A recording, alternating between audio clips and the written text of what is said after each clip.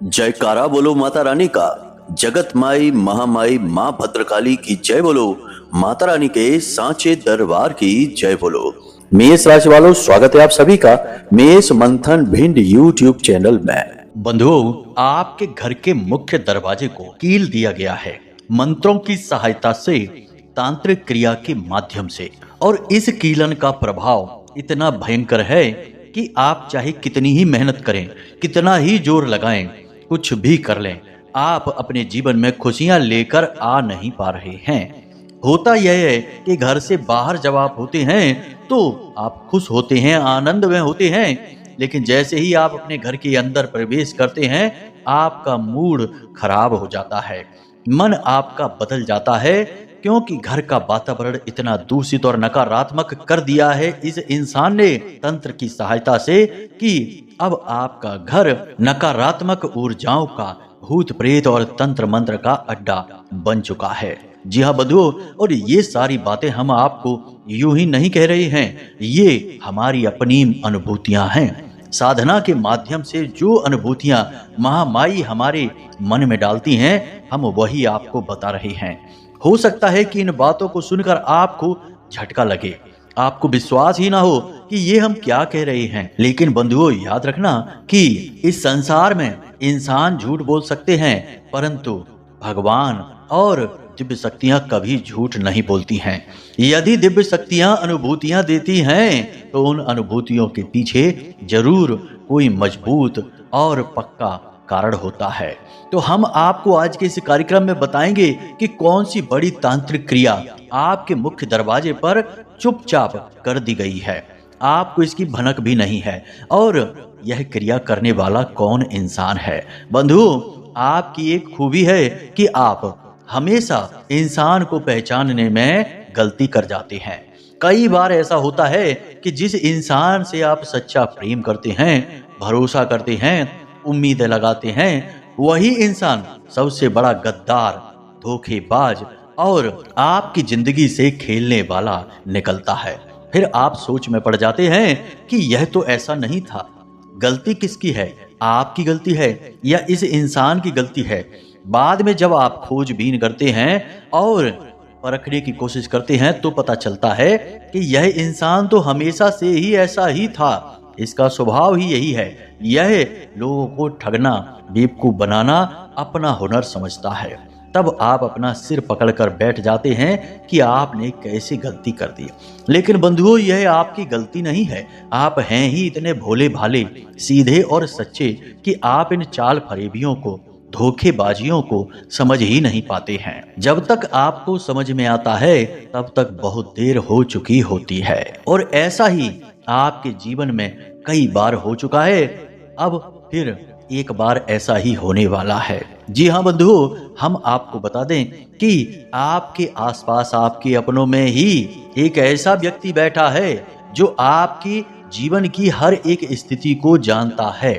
आपकी सफलता असफलता की इसे पूरी जानकारी है, और यह आपका सबसे अपना नजदीकी है, परंतु यह आपका सबसे बड़ा शत्रु भी है।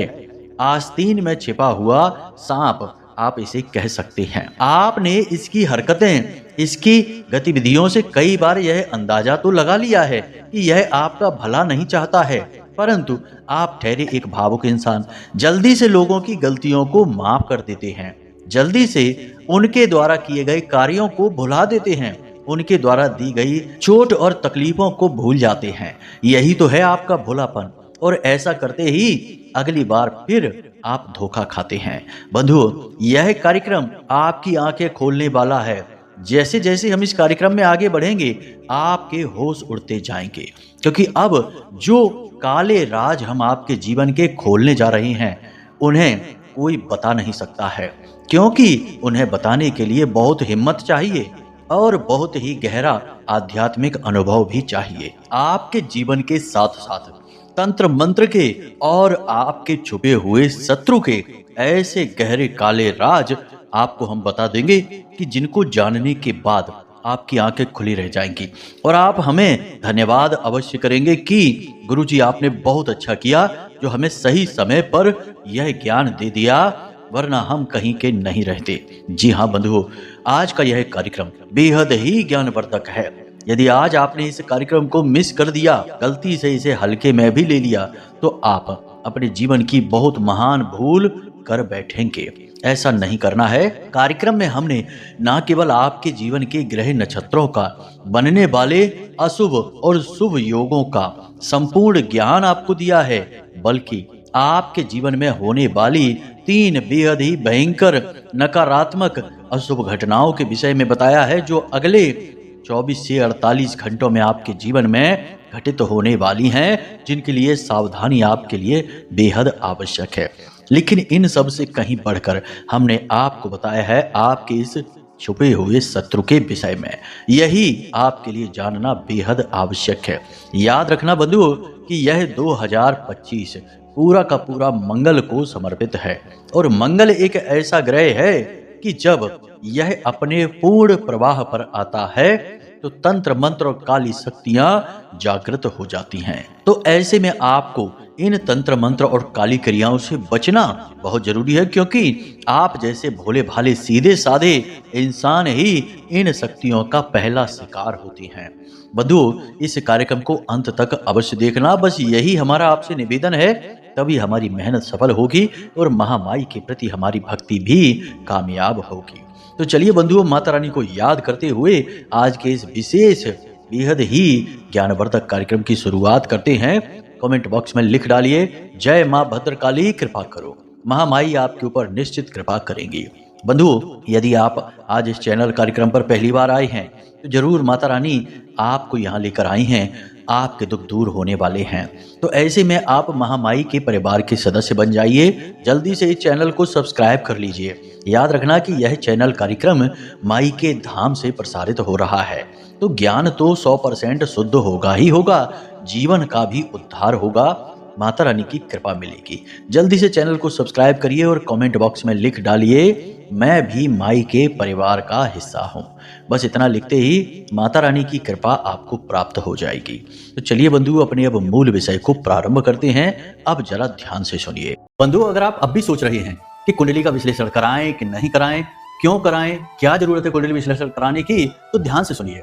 आप इस समय 3 तरीके की स्थितियों में फंसे हुए हैं। एक स्थिति तो यह है कि आपके ऊपर बहुत कर्जा है, व्यापार चल नहीं रहा है, घर में भी क्लेश रहता है, रिश्ते नातों में भी उथल पुथल मची हुई है। तो अब इस स्थिति में आप कैसे फंसे? कोई ना कोई ग्रह था जिसने परेशान किया, तो इससे बाहर निकलने का मार्ग क्या है? कुंडली में छुपा हुआ है, इसलिए कराइए। दूसरा कि आप कुछ जीवन में करना चाहते हैं, निर्णय ले नहीं पा रहे हैं, समझ में आ नहीं रहा है कि क्या करें क्या ना करें, तो इस स्थिति में श्रेष्ठ मार्गदर्शन कौन करेगा?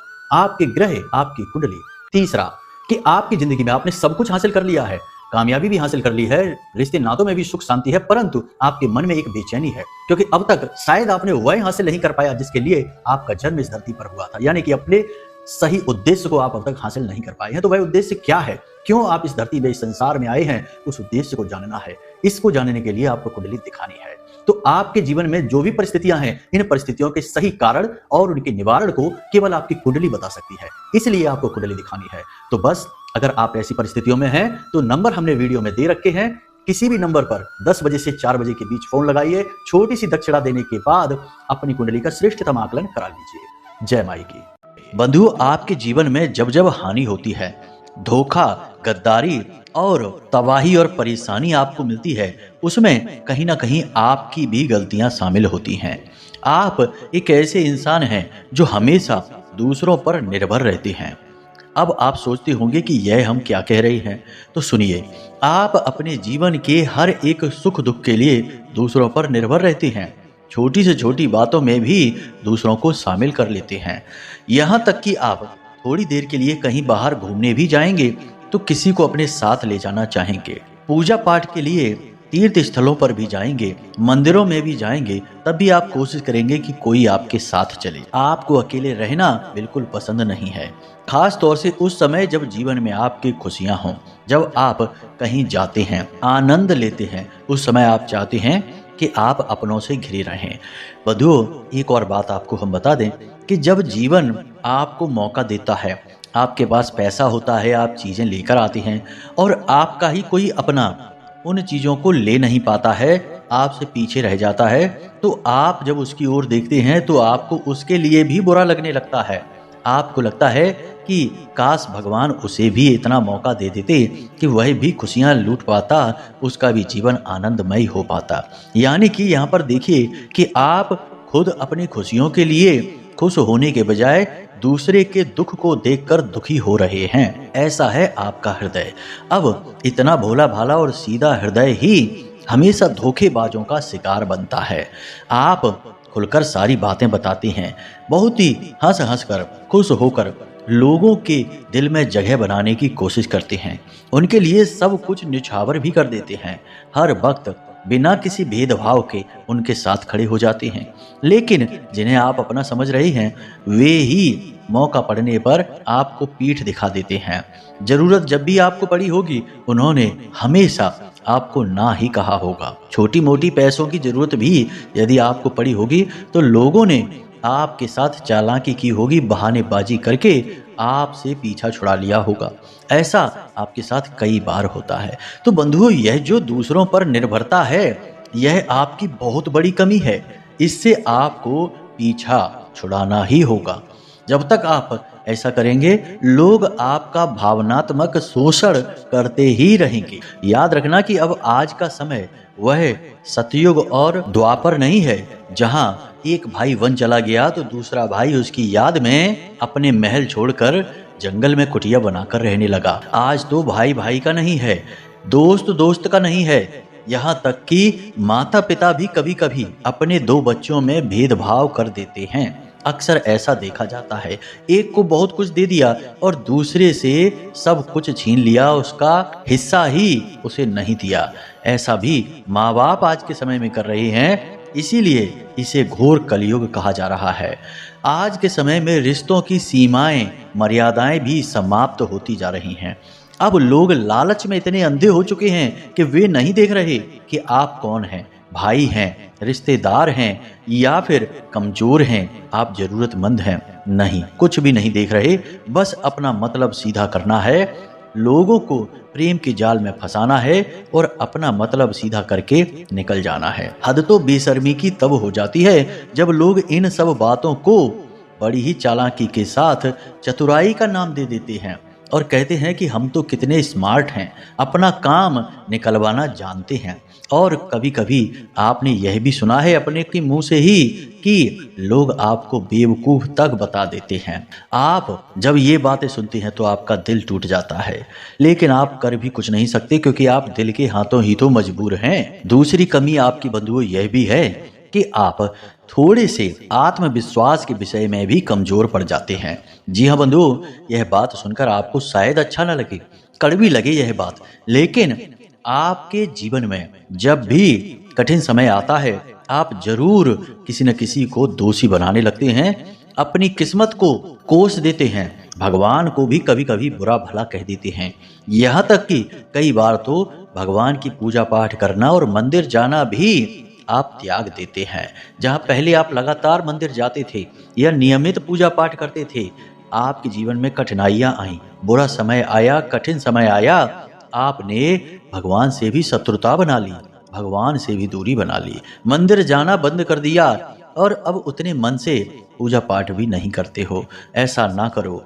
भगवान किसी को दुख नहीं देते हैं, इंसान अपने ही कर्मों का दुख भोगता रहता है। अगर इंसान स्वयं को अच्छी तरह से जान ले, अपनी कमियों, अपनी खामियों को पहचान जाए तो वह गलती ही ना करे, और जब गलती नहीं करेगा तो उसके जीवन में दुख आएगा ही नहीं। जी हाँ बंधु, यह बात सत्य है कि सुख और दुख एक चक्र में चलते हैं, लेकिन ऐसा भी है कि यदि इंसान चाहे अपने सत्कर्मों की ऊर्जा को बढ़ा दे, भक्ति को बढ़ा दे, तो वह फिर कभी दुखी नहीं होता है, वह भगवान की शरण में आ जाता है, छत्र छाया में आ जाता है। तो अब एक बात याद रखना, जीवन में जब भी कष्ट आए, परेशानी आए या फिर दुख हो, कुछ भी हो, हर हालत में भगवान से जुड़ाव, अपना संपर्क, अपना प्रेम नहीं तोड़ना है।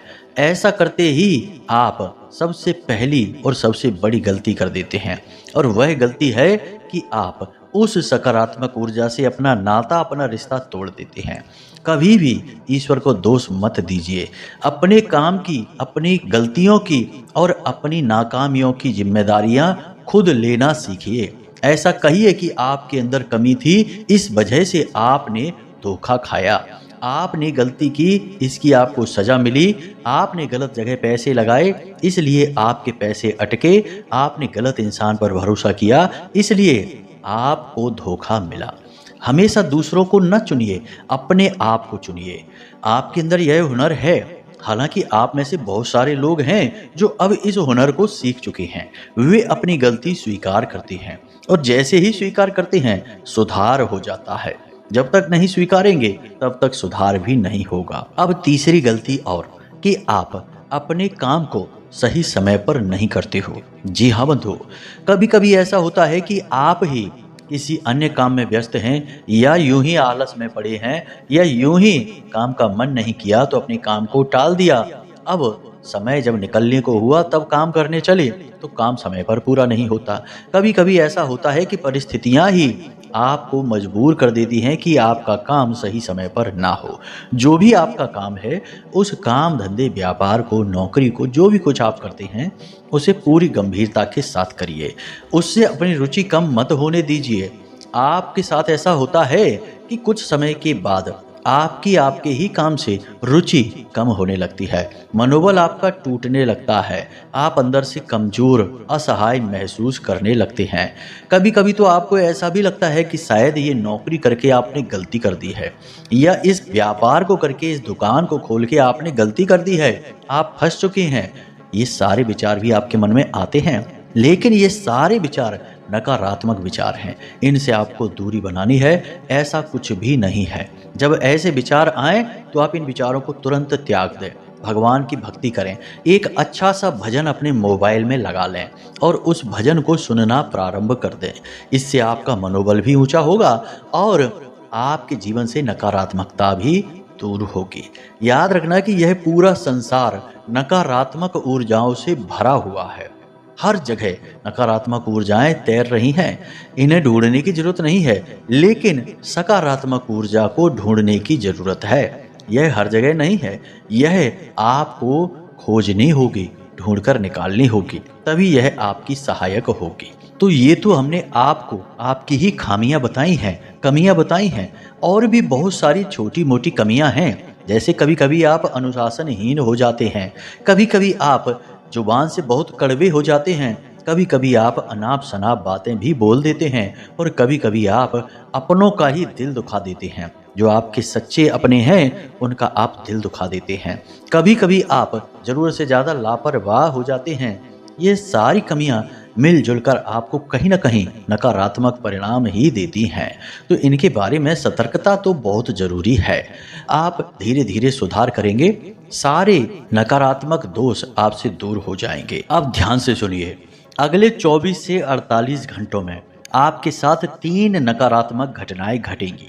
पहली कि आपको वाहन आदि सोच समझकर चलाना है, ऊंचे स्थानों पर सोच समझकर जाना है और एकांत में किसी के साथ नहीं जाना है। मतलब कि पार्टी वगैरह करने के लिए दूर दराज के इलाकों में लोग आपको बुला सकते हैं, आपके मित्र यार आपको बुला सकते हैं खाने पीने के बहाने से या किसी अन्य प्रकार के बहाने से।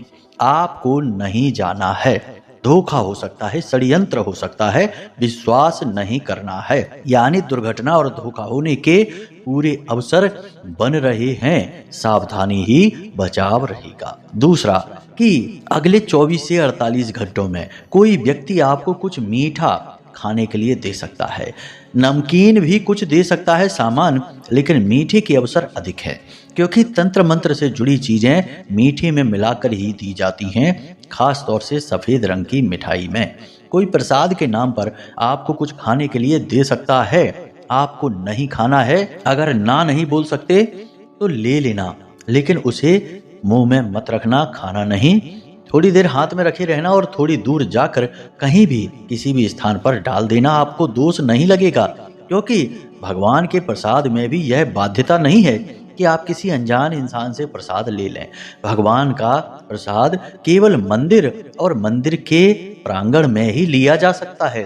उसके बाहर यदि कहीं आपको कोई प्रसाद के नाम पर कुछ दे रहा है तो बिल्कुल मत लीजिए। कोई ऐसी धार्मिक बाध्यता नहीं है, कोई ऐसी शास्त्रीय पद्धति भी नहीं है कि प्रसाद लेना मजबूरी है। बस आप ले लीजिए, लेना नहीं, खाना नहीं, उसको हाथ में लिए रहना है, वरना धोखा हो जाएगा। फिर बाद में आप पछताते रह जाएंगे, कुछ भी नहीं हो पाएगा। तीसरा कि आपसे कोई पैसे उधार मांग सकता है। जी हाँ बंधुओं, यह घटना 3 से 5 दिनों में घटित होगी। कोई व्यक्ति आपसे पैसे उधार मांग सकता है। दूसरा कि आपको कोई एक ऐसी योजना, कोई ऐसी स्कीम, कोई ऐसा प्लान बता सकता है जिसमें आपको पैसा लगाने के लिए बोलेगा, आपसे पैसा मदद के बहाने से मांगेगा। कुछ भी करके किसी भी प्रकार से आपकी पैसे की हानि हो सकती है, आपका पैसा जा सकता है। तो आपको सावधान रहना है, अंधविश्वास नहीं करना है, पैसा किसी को किसी भी हालत में यूं ही नहीं देना है। बस यह सावधानी रखनी है। हाँ, अपना काम करवाने के लिए कुछ खरीदा है उसके लिए, या फिर किसी से सेवाएं वगैरह ले रही हैं तो पैसा आप दे सकते हैं। सर्वोत्तम यह रहेगा कि अगले 24 घंटे में आप मंदिर जाएं और मंदिर के दान पात्र में कोई भी छोटी मोटी रकम जल्द से जल्द दान कर दें। 10-20 रुपए ही दान कर दें, कुछ बहुत बड़ा नहीं। तो इससे क्या होता है कि जो धन के प्रति दोष उत्पन्न हो रहा होता है वह उसी समय निरस्त हो जाता है, समाप्त हो जाता है। कभी कभी जीवन में ऐसा होता है कि धन का दोष उत्पन्न हो जाता है, जिसे धन का बंधन कहा जाता है, लेकिन लोग समझते नहीं है। बहुत सारे कारण हैं, हजारों कारण हैं जिससे धन के दोष उत्पन्न होते हैं, आपको पता नहीं चलेगा। फिर अचानक ऐसा कुछ होगा कि आपका नुकसान हो जाएगा, आपकी कोई कीमती चीज खराब हो जाएगी, गुम हो जाएगी, कोई आपसे पैसे ले लेगा, या कुछ भी ऐसा जिसमें कि अचानक से आपका बहुत सारा पैसा चला जाएगा। आप सोचते रह जाएंगे कि ऐसी क्या बात हो गई, एकदम से ये खर्चा कहाँ से हो गया, एकदम से पैसा कहाँ चला गया, क्यों देना पड़ गया, कौन सी ऐसी गलती हो गई। तो ये गलतियां आप कभी पकड़ नहीं पाएंगे, ये धन के दोष हैं। तो धन के दोषों को मिटाने के लिए समय समय पर मंदिर के दान पात्र में थोड़ा थोड़ा धन दान करते रहना चाहिए। इसीलिए मंदिर में दान पात्र रखा जाता है। मंदिर में वैसे तो लोग चंदा देते ही हैं, दान पात्र की कोई आवश्यकता नहीं है। दान पात्र का विधान इसीलिए है ताकि लोगों के धन के दोष समाप्त हो सकें। तो आप ये क्रिया अक्सर किया करिए। 3 से 5 दिनों में एक बार मंदिर जाइए और छोटी सी दक्षिणा, छोटा सा अंशदान मंदिर के दान पात्र में जरूर करिए। इससे जाने अनजाने में होने वाला धन का दोष समाप्त हो जाता है, निरस्त हो जाता है। बंधुओं, हम जो बात बता रहे हैं ना, ये वास्तविक बातें हैं। आप यकीन करिए, जो आपका पैसा इधर उधर भटकता रहता है, आपने मेहनत से कमाया लेकिन आपकी जेब में नहीं रुकता है, निकल जाता है, खिसक जाता है। लोग कहते हैं गुरुजी पैसा रुकता ही नहीं है, खूब कोशिश कर लो तब भी नहीं बचता है। इसीलिए नहीं बचता क्योंकि धन का दोष लगा हुआ है। अनजाने में ही सही, आपने खुद ही अपने धन को निकाल दिया है। तो अब ये दोष दूर कैसे होगा, पता ही नहीं चलेगा कि क्या दोष है, कहाँ से लगा है। तो बस एक ही उपाय है, मंदिर में जाइए, नियमित दान करिए। जब अधिक दोष लगा है तो 21 दिनों तक प्रतिदिन मंदिर में दान के बारे में कहा जाता है। 5 रुपए ही दान कर दीजिए, कौन सी बड़ी रकम बन जाएगी, लेकिन आपके जीवन भर का धन का दोष समाप्त हो जाएगा। आप इस क्रिया को करके देखिए, आपको कुछ ही दिनों में लाभ मिलना शुरू हो जाएगा, हमारी गारंटी है। जी हाँ, तो बस इतना आप कर लीजिए। अब एक जरूरी क्रिया है जो आपको अवश्य करनी ही करनी है। इस क्रिया को करने से आपका मुख्य दरवाजा सुरक्षित हो जाएगा, आप खुद भी सुरक्षित हो जाएंगे। जी हाँ, तो ये क्रिया आपको शनिवार के दिन करनी है। क्या करना है आपको? शनिवार के दिन रात्रि के समय यानी कि 9 से 11 बजे के बीच में आपको स्नान करने के बाद अपने पूजा घर में जाना है। पूजा घर में जाने के बाद गाय के घी का एक दीपक जलाना है। उसके बाद आपको इस मंत्र का जाप करना है। मंत्र कौन सा है? आपके मोबाइल की स्क्रीन पर दिखाई दे रहा है, हम बोलकर भी बता देते हैं। ओम ह्लीम बगलामुखी सर्वदुष्टानां वाचम मुखम पदम स्तंभय जीभाम कीलय बुद्धिम विनाशाय ह्लीम ओम स्वाहा। इस मंत्र का आपको जाप करना है। एक माला जाप करना है हल्दी की माला से, और उसके बाद आपको जाप करते समय थोड़ी सी पीली सरसों भी लेनी है। पीली सरसों खंडित नहीं होनी चाहिए, थोड़ी सी ही लेनी है, एक चुटकी। उसे माता रानी के चरणों में समर्पित करके रखें और जाप करते रहें। बाद में वह सरसों अभिमंत्रित हो जाएगी, तो उस सरसों को उठाकर अपने घर के मुख्य दरवाजे पर जाएं और इसी मंत्र को बोलते हुए फूंक मार के इस सरसों को बाहर की ओर उड़ा देना है। ध्यान से सुनना, इसी मंत्र को बोलते हुए फूंक मार के इस सरसों को बाहर की ओर उड़ा देना है। बस इतना सा आपको करना है। इससे आपके ऊपर, आपके मुख्य दरवाजे पर होने वाला कोई भी तंत्र मंत्र होगा तुरंत कट जाएगा। आपके घर के चारों तरफ एक शक्तिशाली कवच बन जाएगा, जिसे बालगा कवच कहते हैं। यह महामाई का कवच है। आपकी सुरक्षा होनी शुरू हो जाएगी। बंधुओं, इन क्रियाओं को करना अवश्य। आपके ऊपर बहुत बड़ा खतरा मंडरा रहा है, याद रखना, यह हमारी बातें आपके लिए बहुत बड़ी संजीवनी बूटी का कार्य करेंगे यदि आपने मान लिया। नहीं माना तो फिर आपकी मर्जी है। जब सजा भुगतोगे तो खुद ही समझ जाओगे कि गुरुजी ने क्या कहा था। तो उम्मीद है कि जो बातें हमने आपको बताई हैं वे आपको अच्छी तरह से समझ में आ गई हैं। इन बातों का आप प्रयोग करके अपने जीवन को निश्चित तौर पर बदल डालोगे। चलिए बंधु, आज के इस कार्यक्रम को यहीं समाप्त करते हैं। यदि कोई प्रश्न मन में उठे तो आप नंबर हमने वीडियो में दे रखा है, उसी नंबर पर फोन करके जानकारी प्राप्त कर सकते हैं। तो चलिए बंधु, आज के कार्यक्रम को यहीं समाप्त करते हैं। हमेशा हंसते रहिए, मुस्कुराते रहिए, सकारात्मक रहिए और महामाई पर अपनी आस्था और विश्वास बनाकर रखिए, क्योंकि आपका उद्धार तो वहीं से होना है। तो प्रेम से बोलिए, जय माई की जय माँ भद्रकाली, जय माई की जय माँ बगलामुखी। महामाई आपका कल्याण करेंगी। धन्यवाद।